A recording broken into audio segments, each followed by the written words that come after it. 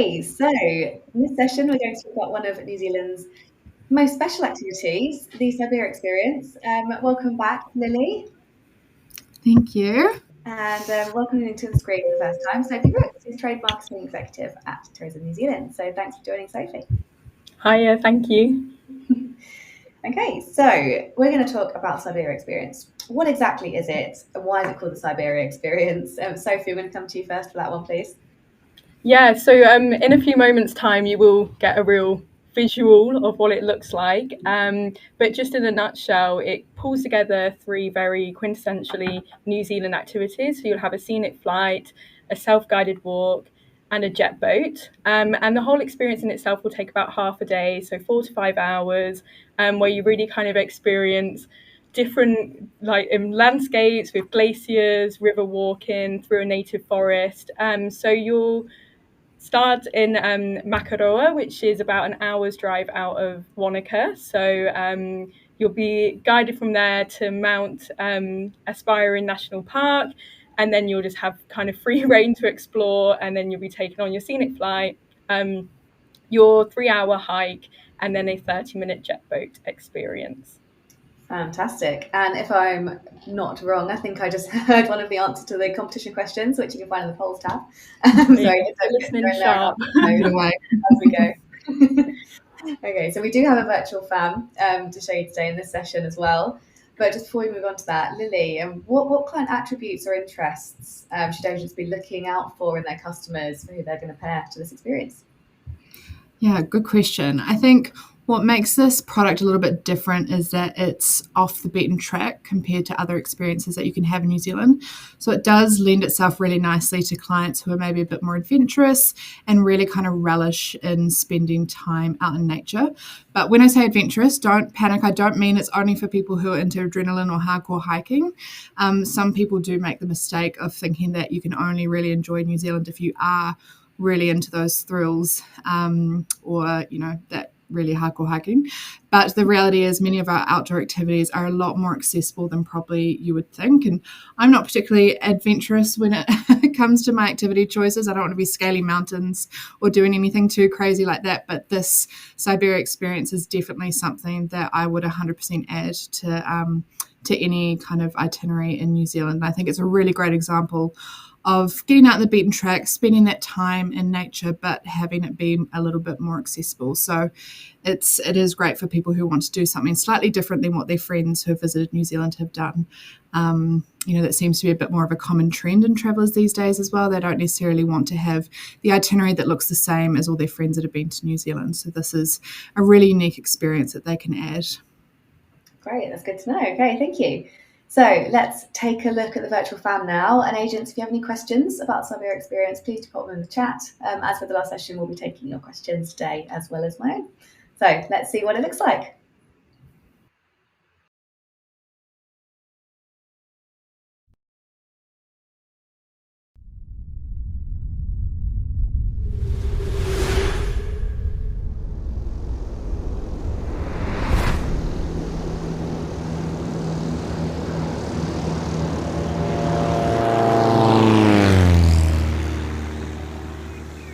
Welcome to the Siberian Experience. So today we're going on a 20-minute scenic flight into the Mount Aspiring National Park. So beautiful space to explore. We're going to be heading into the park and we should have you on the ground in Siberia in about 20 minutes. Makaroa traffic, Foxtrot Mike Alpha, roll 17, vacate Mount Walken. Once we land in the Siberia Valley, you're going to be taking a self-guided trek over the river flats, up through the rainforest and back out to the Wilkin River. You're going to jet boat down the Wilkin, join into the Makaroa River and make your way back to the township from there. The whole trip today taking about 4 hours. Looking out the right-hand side of the aircraft there, we have the Makaroa River. The Makaroa meaning braided river in the Maori language. So it's really popular for recreational fishermen and jet boaters. You can see how nice and clear that water is at the moment. So we've just taken off from the Makaroa airstrip, which is about a 15-minute drive from Wanaka. Beautiful drive up. What a place to explore. So this is Kieran Forks up in front of us here. So this is the meeting point of the Siberia stream and the main Wilkin Valley. So after our scenic flight, when we do eventually descend into land, we're going to be descending into the Siberia Gorge, which is out on our right hand side there. So you guys can see that's the meeting point for the jet boat, that grassy flat out on our right hand side there. So that's where the jet boat's going to be waiting for you. This valley that we have opening up on our right hand side there now is the Wonderland Valley, another good example of one of those glaciated valleys with high rocky sides and the shaped bottom to it. So they think about 12,000 years ago during our last ice age, all the valleys that we're flying through today would have been filled with glacial ice. So these two mountains that we have rising up in front of us here, the one on the left is called Mount Pollux, and then the one on the right hand side there is called Mount Castor. The glacier falling down between the two is called the Pollux Glacier. That feeds into Lake Lucidus, which is coming up in front of us here. So we'll get nice views of the lake out to our left hand side. Lake Lucidus has got that real distinct turquoise colour that you get in all bodies of water that are being fed by glaciers. So the glaciers are depositing glacial flour into the water, which changes it to this awesome turquoise colour. So this mountain we can see directly out in front of us here, that's Mount Aspiring. That's the tallest mountain outside the Mount Cook National Park, 9,950 feet tall, known as TTG in the Māori language, which means the glistening one. So here it is, the beautiful Siberia Valley. We hit a gem. What a space to explore, eh? It's pretty epic. As we're lining up to land here, out the right hand side you'll get glimpses of the walking track coming across the flats. It goes into the beech trees out on our right there.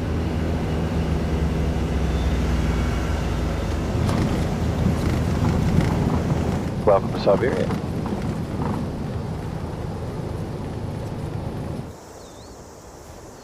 So now we've got your bags out of the plane, I'll just get you to follow me over to the Siberia stream and I'll show you where to cross the stream. So it's a really well marked walking track. It's about 3 hours. It's a pretty easy 3 hours. The first half is a gradual climb, then at about halfway it starts descending down on the other side. So this is where you cross the Siberia stream. So you just get into the stream just down by the rocks there and head over towards the trees, and then you'll get onto the walking track. So this is where I leave you guys to enjoy the rest of your trip. Thanks for coming, it's been a beautiful day, and I'm just about to jump back in Buttercup and get out of here.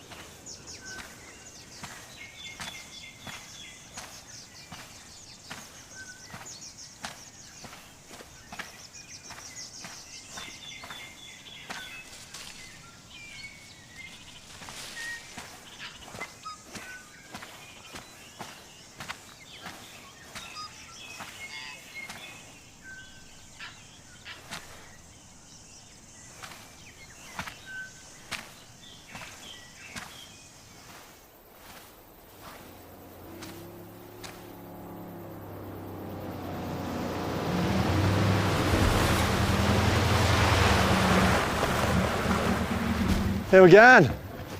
Had a good day? Perfect, mate. Well, we'll chuck this on and we'll get into it, eh? Head downstream. Welcome Riverjet. My name's Alec. I'm your driver today. A couple of quick safety rules before we head off. Obviously, stay seated at all times. Handrails provided in front of you to hold on to. If I go like this, we're going to do a spin. Once again, do hold on. You can slide in your seat, all right?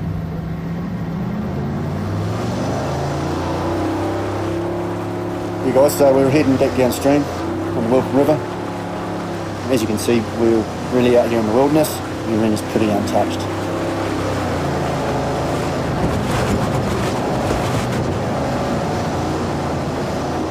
As you can see, guys, the river is really low at the moment. These boats only need 4 inches of water to boat in, so it really is quite amazing.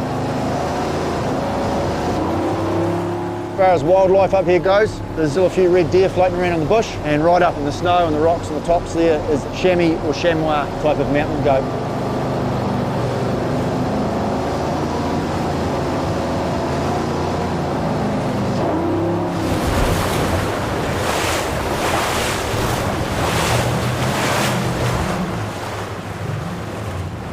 So a good spot for a photo here. At the head of the valley, the main peak there is Mount Aeolus, Greek for goddess of wind.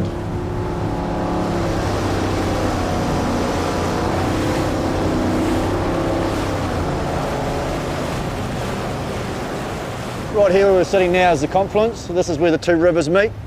So we've just come down the Wilkin River and now we're going to head upstream up the Makarora. So from here it's about 7k back to base where we started the day.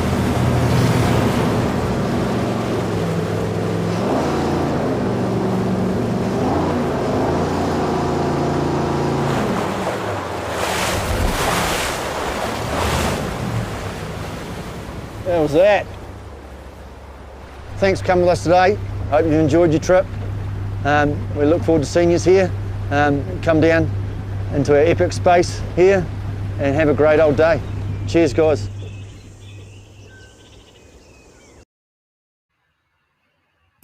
Wow, that looked incredible. I've seen it so many times, and every time I still want to go again. I know. I agree with Lydia. The sounds of the birds in the forest are incredible. So beautiful. Okay, so we have had some questions. Kathleen's asking how many people can go on the scenic flight. So Sophie, how many people can go, and what's the maximum group size? Is it possible to book big groups onto the Siberian Experience? Yeah, so you would have seen in the video the aptly named plane, which bright yellow plane named Buttercup. So she can carry up to 8 people. So it is, perfect for smaller groups. But definitely inquire about a larger group. If you are sat with a larger group that are wanting to book, it's definitely worth reaching out to see if there are logistics that can be made to allow to bring more people into the valley. So definitely an option, but yeah, on paper she can carry 8 at a time. Okay, great. And we had a question from Wendy in the chat here as well, Lily. Could this trek be escorted?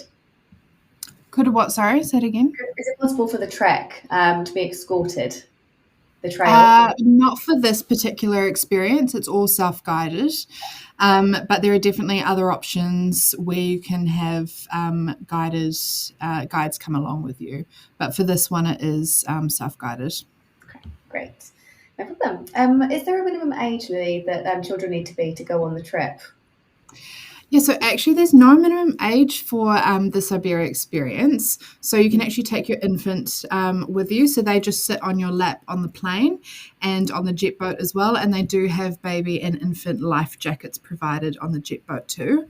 So the good thing about the jet boats is they're not all kind of created equal. Some of them are very much about, the fast spins and the adrenaline, but a lot of them that are a bit more off the beaten track take things a little bit slower and a bit more scenic. So there's no minimum age for this one, which is great, which means it's appropriate for a variety of people, whether you're FITs or families or, younger, older couples, kind of anyone can enjoy the Siberia Experience. Great.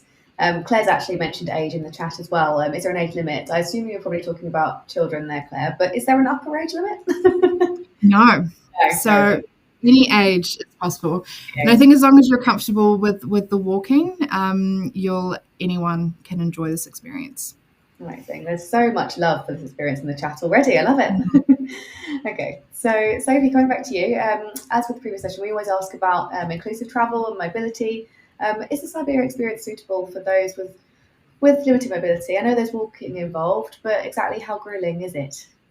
Yeah, I guess just kind of reiterating what Lily touched upon, the walking element is the most taxing physical part of the experience.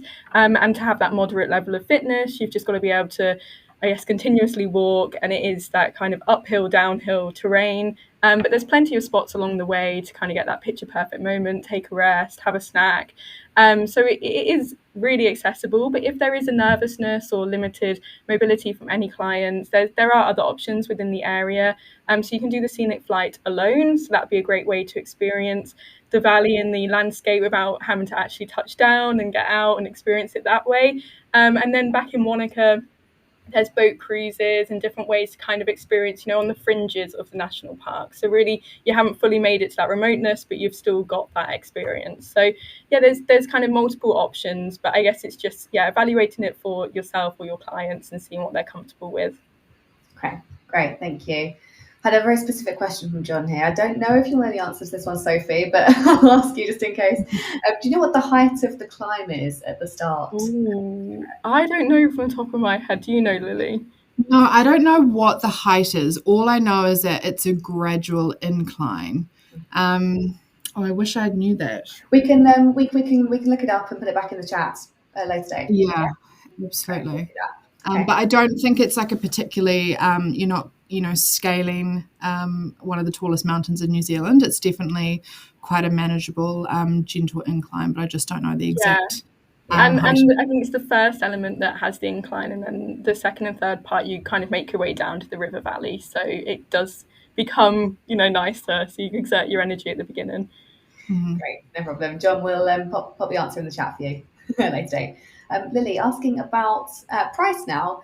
How much does the Siberia Experience cost, and then what kind of bracket, money bracket, would you be looking at for this? Yeah, so for an adult to go on the Siberia Experience, it's 545 New Zealand dollars, and so that's about 260 pounds per person.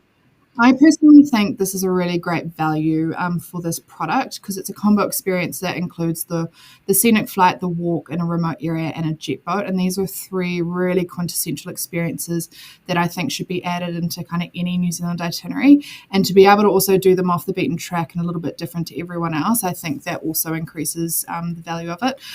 For children, I think it's slightly less. It's about 460 New Zealand dollars for them, and then infants under 3 go for free. But I think in terms of what holiday brackets are adding this in, I think the good thing to remember is New Zealand is a bucket list destination. Their budgets often reflect this, and they want to include some of those bucket list activities in there. And to me, this is one of those real bucket list activities. It's not necessarily you're not going to have these kind of activities in every day, so you're not going to have to budget this kind of money to enjoy New Zealand each day, but you'll have a couple of experiences like this which are really memorable kind of in a few different parts of your itinerary, so it can really fit within a range of different budgets. Whether you're entry level, this is maybe something that I would recommend to splurge on. If you've attended webinars I've done in the past, I drone on about how much I love Doubtful Sound, and it's because it's a product, or the overnight cruise, it's because it's a product that I always think about when people ask me what's the one thing you want to do to New Zealand, and this is an experience that I would say is has a similar effect. When we include it in itineraries, when we do familiars, this is always the thing that people talk about when you see them 5 years later, and they were like, oh, I remember that trip to New Zealand, that Siberia experience, that was amazing. So yeah, you definitely need to add in one of them, but you're not having to spend this kind of money every day. And just to give you a comparison, if you were doing those products kind of individually, so like in Queenstown, a 20-minute scenic flight is about 350 New Zealand dollars, and then a jet boat ride is just under 200 New Zealand dollars. So it is actually comparable when you're looking at doing those products individually in one of the more popular areas of New Zealand. So I think it's full of value. Okay, great, thanks. It's a great overview. Sophie, coming back to you, I want to ask about clothing and equipment. Is there anything that customers need to bring with them when they do the Siberia Experience? Or are they given it by the operator? Yeah, always a good question. And I know we have the same issue in the UK where you can have multiple seasons and you're just carrying around layers with you. So that is the recommendation. Here is, your kind of normal walking gear, bringing those layers, that waterproof layer, warmer outer layer, insect repellent, sun cream, kind of planning for all those eventualities, and not forgetting your camera, obviously something to kind of capture those moments is really important as well. One thing to note is, I think you would have seen it in the video, is that they cross a stream. So you'll be crossing a stream at the beginning of the walk. So it is advisable to bring a separate pair of shoes, unless you did want to attempt it barefoot. But in the video, the person was walking across the river in just a pair of Crocs. So something to just be able to switch out and then not have to be trudging around in some wet shoes for the rest of the walk. So that's also advisable. And another thing to note is that lunch isn't provided, so it's really good to pack your own snacks, pack your own lunch, and just find that like epic lunch spot. You know, how many people can really say they've stood looking across a glacial valley or across a riverbed or stood in a native rainforest bush and like actually been able to have their lunch and experience that. So, you know, I think it's all those kind of factors that come into play. But yeah, just whatever's comfortable for the client as well, but just making sure they're prepared for the different weather environments. Amazing, great to know. Good packing list there. Okay, Lily, we've had a question from Sarah in the chat asking about the pickup from Wanaka. Is it included, or would they need to drive themselves to the pickup point? No, they would need to drive themselves to the departure area, and it's about 60 kilometres outside of Wanaka. And you can also reach it from the other way if you're in the west coast, kind of coming towards Wanaka.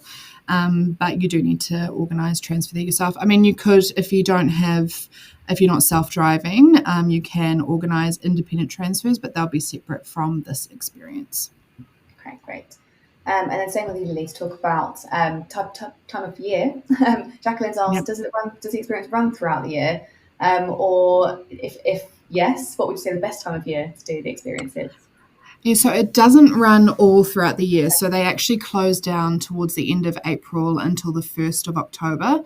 I think probably the Mount Aspiring National Park is one of those areas in New Zealand which during winter does see a lot of snow and probably a lot of ice. So probably that walk isn't as enjoyable during the winter. So they have a little bit of a close down period during then. So they reopen in the middle of springtime. So that's a really lovely time to add in this experience. So, I mean, if you've been tuning into the sessions, we've talked a lot about why spring's amazing, but it is starting to warm up. The landscapes are going to be a lot more vibrant and colourful compared to if you went in summer. And also the rivers are going to be really nice and full at this time of the year, which makes jet boating really exciting. So a lovely time to be there. Otherwise, summer is also great. This is kind of a nice option if you've got clients in New Zealand during the summer, just to get them away from those really busy centres. And, you know, lots of people are doing their scenic flights in Queenstown. So this is actually a nice way for them to get away from those crowds and do something a little bit off the beaten track. And kind of have the landscapes to themselves. Otherwise, also the other shoulder season, autumn, lovely time to be there with the landscapes changing and getting ready for winter. So lots of lovely golds and oranges in the landscapes. And the ground's probably a little bit drier at that time of the year as well. So the walk would be a lot easier if people are a bit worried about doing that in kind of, you know, just out of winter. Yeah, amazing. Thanks. Really great tips. And in terms of how the Siberia experience fits into a wider New Zealand itinerary, Sophie, can you talk us through where it might sit in regard to other activities and destinations? Yeah, no, it's a really good question because it is slightly off that beaten track. You know, you kind of have those itineraries that go through Wanaka down to Queenstown or vice versa. And, you know, often that idea of actually getting to the West Coast isn't on clients' minds or people's minds. So this really gives a taste of that as an addition. So if people are staying in Wanaka or doing that kind of road down, you know, there is that option to encapsulate all these incredible experiences in half a day. So it's really perfect for those people that maybe are a bit time short, you know, resource short, and they're just wanting to get a taste of the West Coast, a taste of the remoteness of New Zealand without having to dedicate a 3-day hike to it to get to it, or those kind of different things. So it fits really nicely in that transitional itinerary building.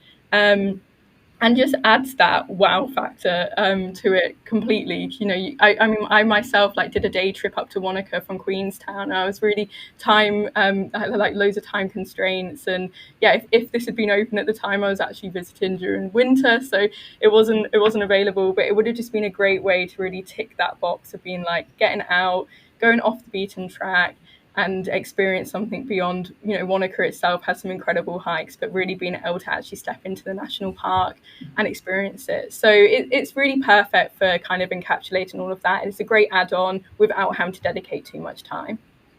Amazing, thanks. And how would agents book this experience, Lily? What's the best way for them to book it?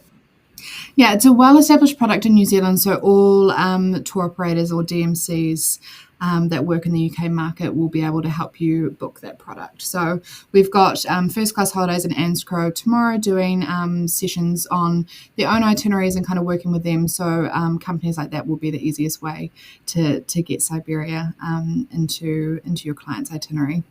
Otherwise, if you're working directly with DMC, they'll also have that contracted as well.